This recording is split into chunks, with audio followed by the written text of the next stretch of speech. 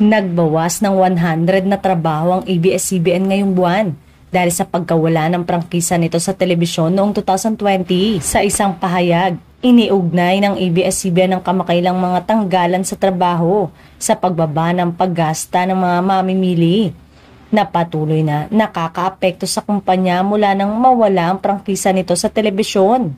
Dahil dito, nakagawa ng mahirap na desisyon ang higanteng media na tanggalin ang humigit kumulang 100 empleyado o humigit kumulang 3% ng mga manggagawa nito.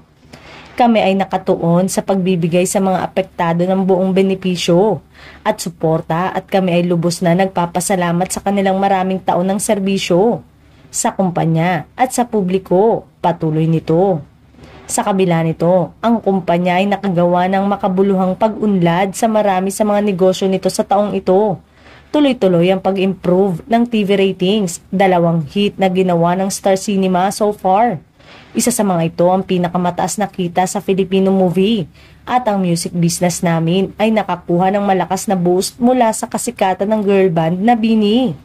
Ang mga pelikulang Unhappy for You ng Star Cinema na pinagbibidahan ni na Julia Barreto at Joshua Garcia at Rewind na pinagbibidahan ni na Dingdong Dantes at Marian Rivera ay gumawa ng makabuluhang marka sa takilya.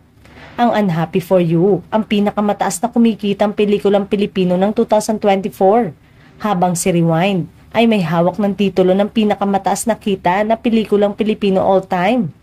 Bukod pa rito, ang Batang Quiapo ang pinakamataas na rating sa TV show sa bansa ngayon, habang ang It's Showtime ay highest rating noontime show. Maaalalang nawala sa ere ang ABS-CBN noong May 2020 matapos ibasura ng Kongreso ang petisyon nito na i-renew ang prangkisa nito.